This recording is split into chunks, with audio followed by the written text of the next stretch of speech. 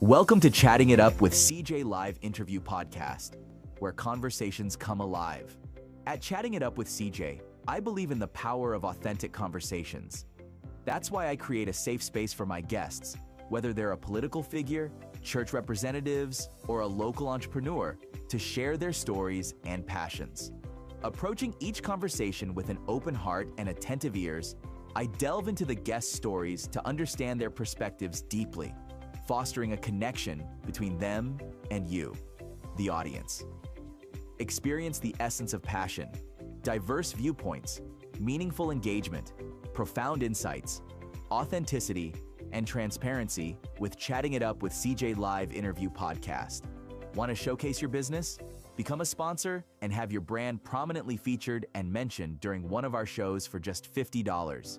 You can also show your support as an individual viewer through donation. Head over to chattingitupwithcj.com to become a sponsor or donate to support our podcast. So, grab your favorite coffee cup and let's chat it up.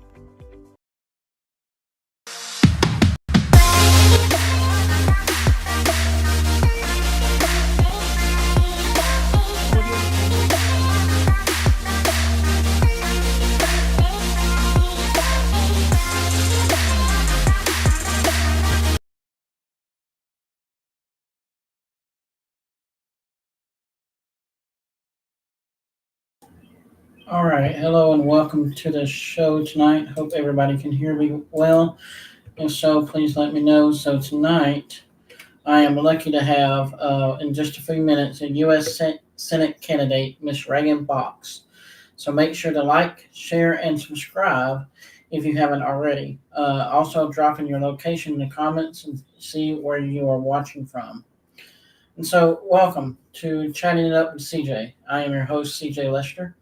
And tonight, like I said, we're having Reagan Box for the U.S. candidate, and we'll be diving into her vision for Georgia and what she has going on, and talking policy positions, what makes her campaign unique. And at the end of the show, we'll be having also a Q&A. So get your questions ready for the comments. So again, be sure to like and subscribe, and we have some people joining us in now. So let's go ahead and see if we can't bring Miss Reagan in. Miss Reagan, are you here with us? Yep. All right. Looks like your video is not working. Can you see if you can try to get that up? I have not done anything since. I know. I don't know why it's not doing that. So maybe come back out and come back in, and we'll see if it will work. Okay. Okay. All right. So we have some few technical difficulties. Sorry about that. But we're good to see Mr. Bill Campbell here with us tonight. Thank you, sir. Appreciate it for tuning in tonight. Again, let us know where you're watching from, because she has her live feed going as well. So I'd like to know who and what and where you're watching from. And I'll say hello to you in the chat. So hopefully we can get her back up here in just a few seconds. We had it going just a while ago, so I don't know why it's not working. But again, this is a new format for me, a new stream I'm using. So let's work out the details. All right. Yeah, the video seems not to be working, but we can hear you. Can you hear us? Yeah, I can hear you. All right. So let's just go ahead and go off with that since, I don't know why the video is not working. It was working just a minute ago. I know.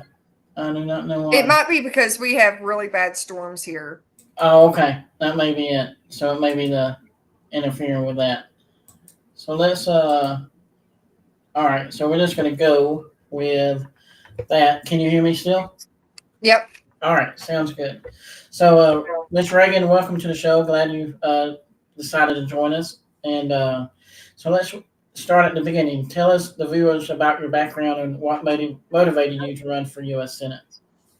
So my background's a little bit different than most people's. I spent 5 years in college after high school. I studied art and history in Paris, France. I was a runway model I did shark and sea turtle research in the Florida Keys, mission work in Costa Rica, and then, much to my parents' dismay, I kept switching my major every single semester, and I realized everything I loved you can't make a living at. So I decided to quit college, move out west, and learn how to break, train, and show cutting horses at a national level. While doing that, I became one of probably top 3 women in the country doing what I was doing. I was Women's Ranch Rodeo Reserve World Champion. I was U.S. Cutting Horse Reserve World Champion. I even got to train horses for Rex Tillerson while he was Trump's Secretary of State. And that was part of what put me on this journey. Is the Secret Service would set up in the barn and they'd ride horses with me all day. And they would actually tell me everything that was going on behind the scenes in the government. And I realized these people are very bad. They're very corrupt, and we need good people in office. And then, like, I watched during 2020, I watched everything give up the rights and freedoms so quickly. And I was sitting there reading my Founder's Bible. I don't know if you've ever heard of it, but it is an NSAB version of the Bible. And all throughout it, it has stories of our founding fathers and our history. And I was thinking about our forefathers when they signed the Declaration of Independence. They knew that they were signing over their death warrants, and yet they were willing to fight and die, not only for that, not even a country. They were willing to do that for an idea, just a chance. And so, if we're not going to stand up with that same strength, power, and conviction, then we probably don't need to be in office. All right. And that's a fascinating start to the beginning. So you describe yourself as a Georgia Republican. So what identify means to you specifically, and how do you shape your approach to politics? Well, I'm an America First candidate. This is about doing what's right for the people. I don't have I don't care about power, prestige, or money. I just see so many issues, especially within our federal government, people need to address and fix. And I have the backbone to do it. And I genuinely care about people. That was just how I was raised in Chickamauga, Georgia. It is being a leader, being a servant leader, and giving back to the community. And that's what I want to bring to the U.S. Senate. And I even see that here with a lot of local candidates. They're like all about the money, and I'm like, it's not about the money. It's about the service you do for the people. And this is an interesting fact. I've already, starting in 2023, I started promoting myself for this election. I've been to 90 counties already. I've traveled 90,000 miles across the state.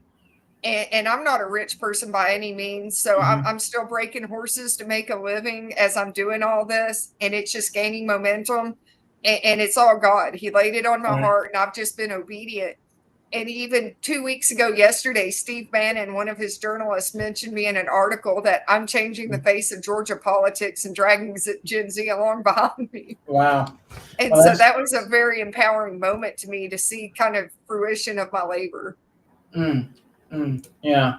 So with that, and understanding you have some deep roots in Georgia, can you share with us and the viewers how your personal experiences growing up or living in Georgia have influenced your decisions to run?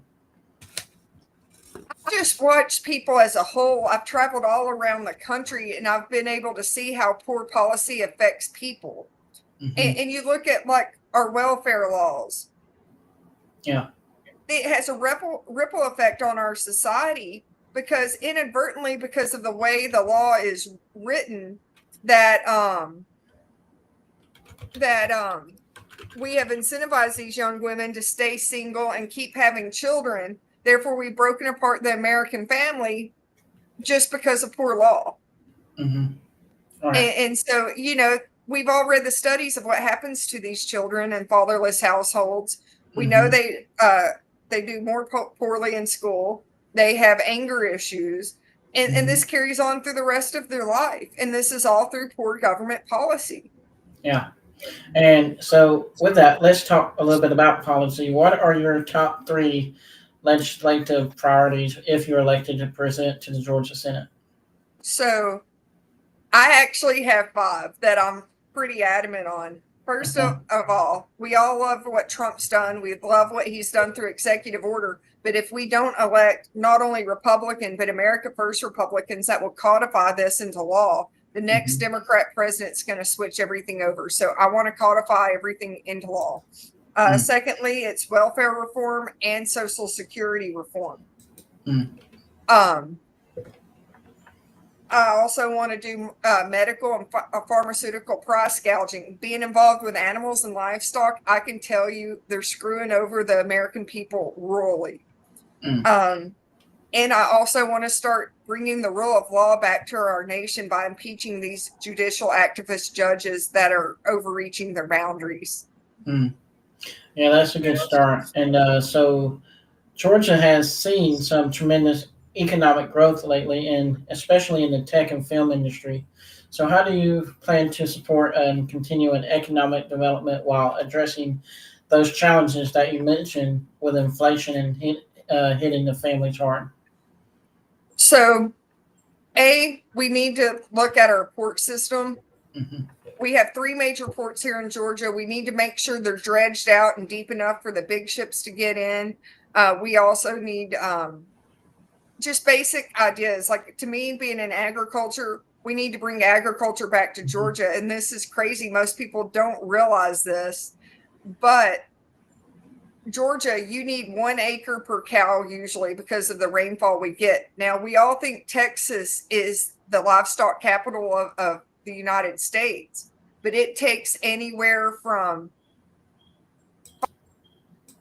to 30 acres a cow in Texas. So we can produce more livestock here in Georgia than anywhere else. We could just simple things, it's how I want to tackle inflation is actually, and this will help with my Social Security plan too. But I want to repeal the 16th Amendment and go to a fair tax. There are too many special interest groups that aren't paying their fair share now. And even Neil Gorsuch in an interview just last summer said, it's so complex, even the IRS is telling people how to do their taxes wrong. And so I think this would simplify it. And it said because everyone's paying their fair share with taxes, that our country will generate an extra 10 to 25% more revenue. And I suggest that we use part of that profit to pay off our national debt. And when we pay off our national debt, then we get rid of inflation. That sounds like a great plan. And so, like, with the infrastructure, as well, is always a hot topic. So what specific infrastructure projects would you champion for our state? And we're talking about roads, broadways, and water systems, like that stuff. So, well, like I said, dredging our ports, making sure they're deep enough so we get that. We need to always take care of the Atlanta airport, make sure everything is up to par and top technology. Infrastructure, I think Atlanta takes away from so much of the rural areas, and we have bridges in the rural areas that probably have not had an inspection in 50 to 70 years. And so we really need to concentrate on making those rural areas safe, because I drive down them and sometimes it's scary being on the bridge with a transfer truck. Right. And so just watching out for basic necessities of people. And the other one was like, how can we start to get like broadband internet to the rural areas of Georgia? I know that's a big topic too. I think we need to incentivize the phone companies and broadband companies to start doing that. I live fairly rural, and I have broadband right now, but we've got to incentivize companies to do it. They're not going to make enough money from the average consumer. All right. And I think with some of these data centers that are coming through, I think they can help too, wouldn't you think? Yeah. I mean, it's just growing the system. There's so much about our infrastructure across America that needs to be upgraded. The one big problem I have with electric cars is our electrical grid can't even handle if everyone had them. We couldn't produce the energy to do it. Our electrical grid needs $32 trillion worth of upgrades to even make that manageable. And so pushing that isn't even feasible in my book. But we need to stick with what we have till we've got the technology and the systems upgraded so we can handle all this. All right. And so with that, we're talking about all this infrastructure and economy, education for the younger students, who's coming up behind us. Education is crucial to Georgia's future. So, what stance do you see on the federal involvement of education, and how would you support Georgia schools? Because I know we know Trump just disbanded the national education system. So, what's your plans in that for the state of Georgia? What I would like to see done is totally disband the federal Department of Education. Until then, it was all decided by the state, and America was sitting number one in the world when the states were in charge of it.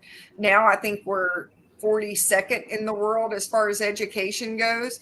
So I would like to see it go back to the state, let the money follow the child, and let the schools compete for grant money based on children's test scores in subjects that matter, like math, science, technology, and stuff like that. All right. Because technology, I mean, they're going to have to get in the fields of AI anyway to get, somewhere in life, wouldn't you think?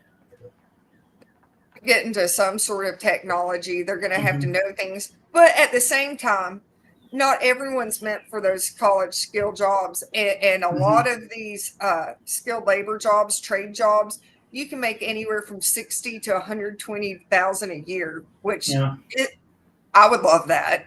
Right. Right.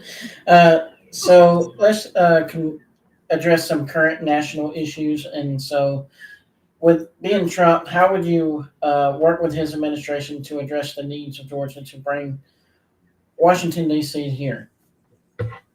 It's just talking to the people and figuring out what's most important to them. And I think Trump's hitting it on.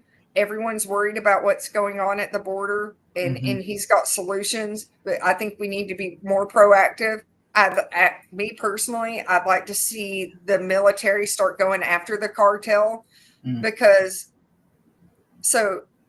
in 2023, Chip Roy from Texas introduced to the House H.R. 1564, which was supposed to make it where the cartel are labeled as a terrorist organization. It's been sitting in Judiciary Committee ever since. And we really need the military to act on it, because you've got to think, everyone thinks a wall is a great idea, but here's my thoughts. It will stop some people, but the cartel's making too much money off of human trafficking and drugs for this to stop. If they would dig 30 miles worth of tunnels to get El Chapo out of prison, then they're going to dig tunnels and find ways around the wall. And so once we clear out the cartel and make these people safe in their own country, they'll want to stay there. But right now, the cartels are stealing their money. They're stealing their land. The women and daughters of these men are being raped. People are being murdered right, left, and sideways. I can't blame them for not wanting to be there. So we make this place a safer country for them, and they'll want to stay where they're at. Yeah, and so you just covered basically my next question about border security and immigration reform. Do you have anything else on the reform and remaining major issues on that? So for the people that want to come into our country legally, we need to expedite legalization. It shouldn't take 5, 10, 15 years for people to become a legal citizen. We need to open up the court systems and get them through a lot quicker, so they're not in fear of what's going on now. All right. And so with immigration, we got healthcare costs. So to continue to burden of many families, what's your approach to making healthcare more affordable while ensuring quality care at the same time? So this is really crazy, and this blows everyone's minds. But as soon as they put for human use only on a product, they jack up the price tremendously. So a human ultrasound machine's $15,000, but I can buy the same machine with the same specs and resolutions off of Amazon for animals for $1,600. Crofab, the medicine you take if you get bit by a venomous snake, you and my dog take the same amount, and I know because my dog got bit in 2018. I know this from personal experience. But if you get bit, they're going to charge you $15,000 for the medicine, and they charge me $500 for my dog. There is a company that makes MRI machines for both humans and horses. And you would think both machines have the same specs and resolutions, and you would think the horse machine would cost more because it's big enough to fit a horse. The human machine is $1.2 million, and the horse machine's $100,000. Wow. We need to go after them. We have laws on price gouging. We need to get them from price gouging. And like I tell people, and this is honest to God truth, if you think about it, your dog gets better health care cheaper than we do, because you take your dog to a vet and they actually try to cure it. With people, they're trying to give us medication to cover up our symptoms for the rest of our lives, so we become lifelong patients. That should be illegal. Right. Yeah, because they really it's about the medication and keeping you on that medication so people can keep getting rich, right? Yeah. Yeah. And it's asinine that we're even allowing this. And like I tell people, the reality is me getting a hysterectomy or my dog getting spayed, it's the exact same surgery. And why would they charge me $45,000 for a surgery when you can go to a spay clinic for $150? And how many times do you hear of it going wrong? Right. Yeah. Yeah, it's crazy. And then so with that, let's talk a little bit about your campaign strategy. So you're the only one in the Republican field. There was another one, a Democrat joined in not too long ago. I forget her name. Do you remember her name? No. Yeah, she's from. I don't pay attention to Democrats. Yeah, no. I'm trying to pay attention a little bit. I'm sorry, but there's one in Cobb County, I think, that joined. But so, what's your strategy if you have another Republican? And the talk of the town and the state is that Kemp may join in. So, what's your strategy against that? You know, it's going out and meeting the people where they're at. I've been to 90 counties already, went over 90,000 miles. Yeah, I mean, I'm going anywhere and everywhere I can. Next Saturday alone, I have 3 events, and it's just going out and meeting the people, going to festivals, and making old time politicians come back to what they were, shaking hands and getting people to know me personally.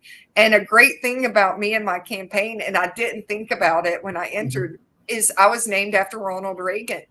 So I have name recognition without having name recognition. Just walking around Rome, Georgia with my Reagan for U.S. Senate ball cap. I've been so surprised.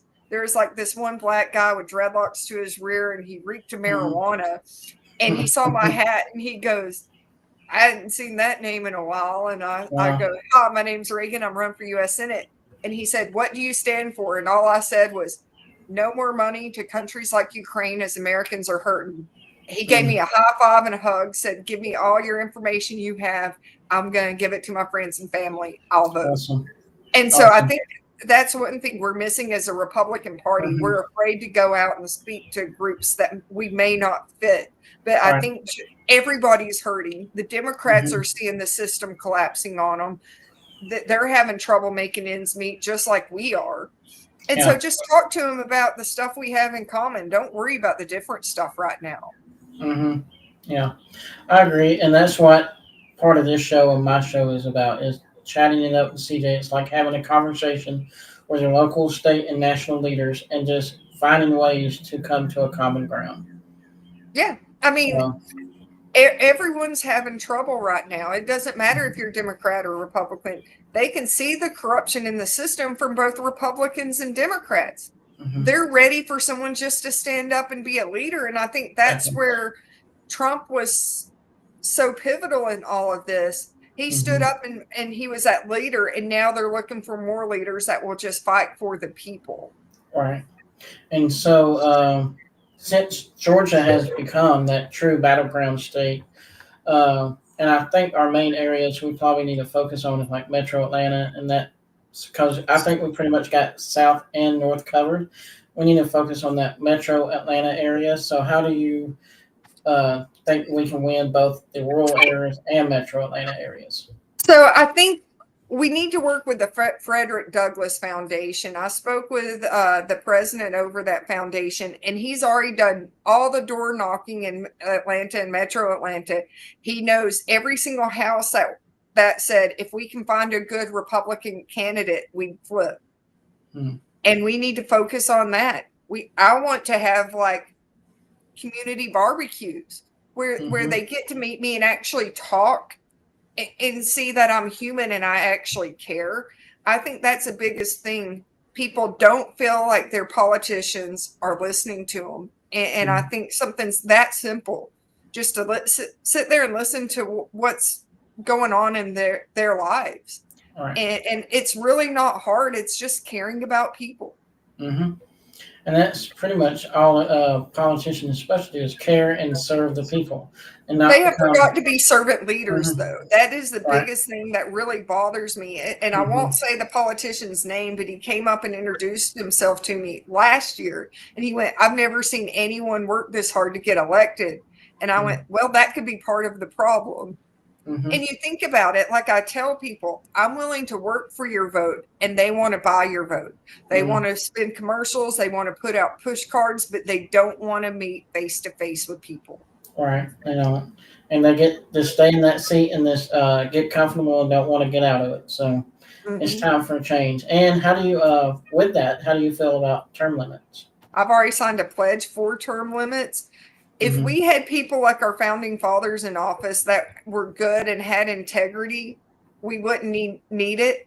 But we don't have that type of people now. And like I said today in Cobb County, you know, John Adams said, without morality and religion, our Constitution will be broken like a well goes through the cords of a net.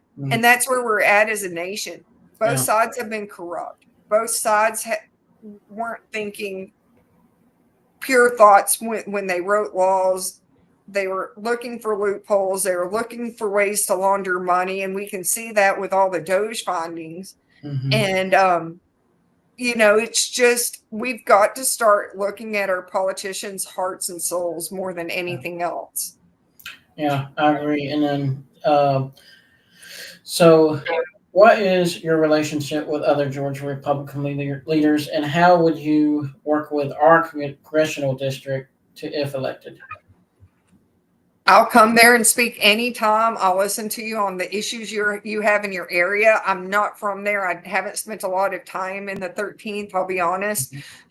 But I'm willing to learn and figure out what's most important to you to help your district out. My relationship with most politicians is good. They're very nice. Josh McCoon is actually letting me speak at state. And, you know, everyone's been really helpful, and we're just trying to push forward. Awesome. Yeah. So what's your relationship with Josh McCoon, and how is he feeling about your campaign? Or have you had a conversation with him? He says he actually feels like I have a pretty good chance, I think. Just a few conversations we've had. I won't say that we're close. I've spoken to him maybe 5 or 6 times since I met him a couple years ago. But he's like, you know, the more congested this campaign gets, your chances of winning the primary are actually better because you just stand out.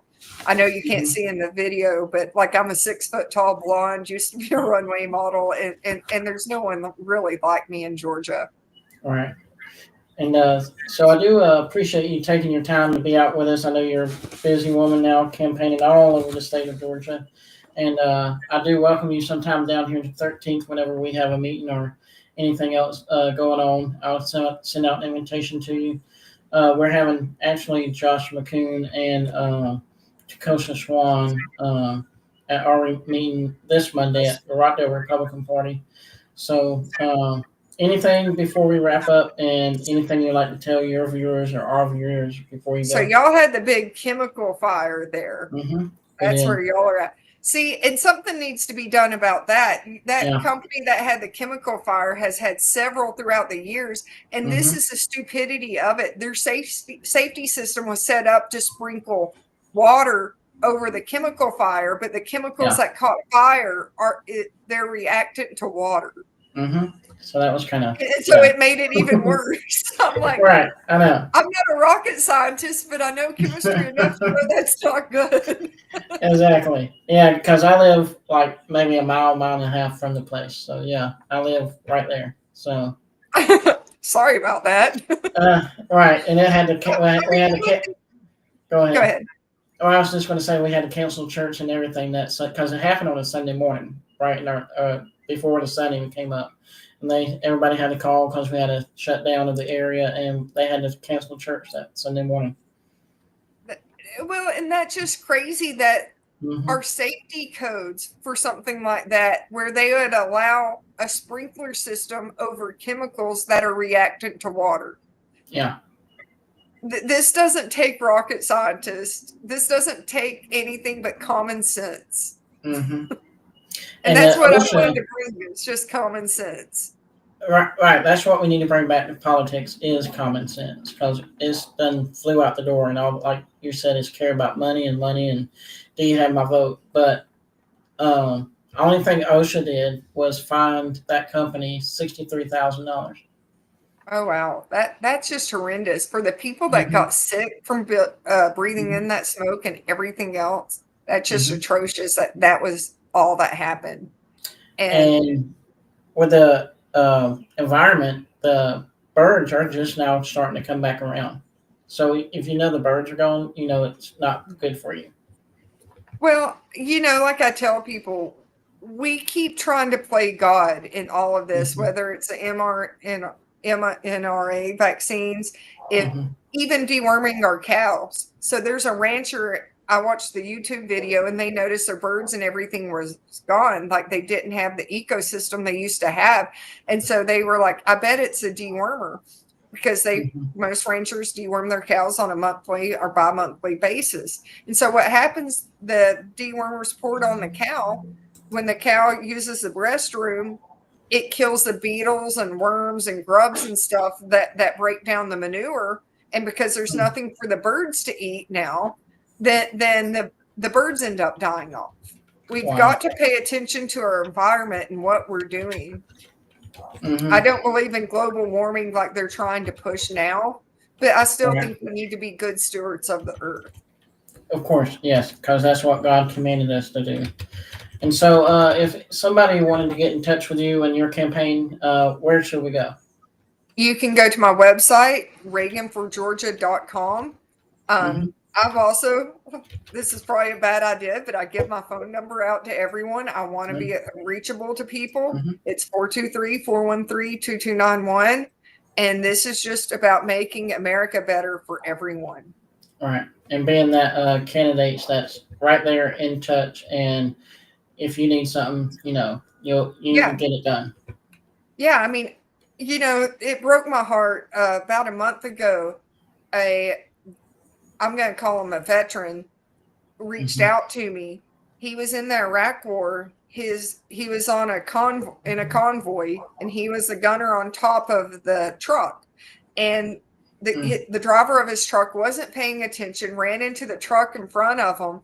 And during the wreck, the gun fell off and landed on his foot, and he blacked out from the pain and everything. Our military did not give this man any sort of doctors, medical attention, nothing. He hopped around the desert for 6 months on crutches. They gave him leave, and when he came back through the Atlanta airport, he had a PTSD moment, and they gave him an other discharge, which is like a dishonorable discharge.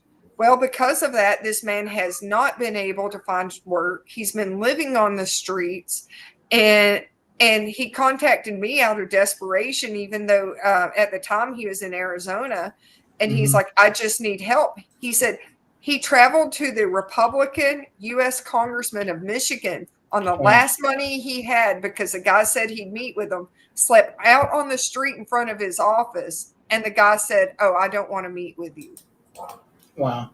And that's who I'm trying to fight for, the downtrodden, the people that truly do need help. We should be putting people over bureaucracy.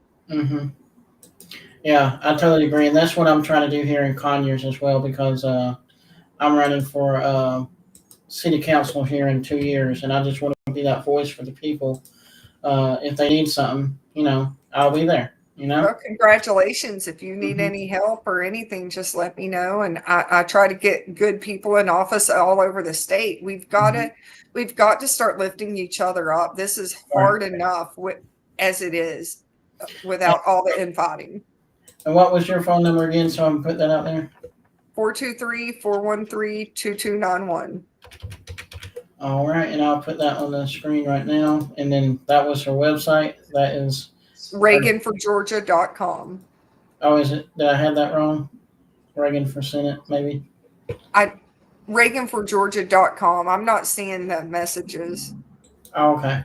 Well, it's ReaganforGeorgia.com. Please go there and visit for any information. And then again, her phone number is 423-414-2291. 423-413-2291. 423-414. All right.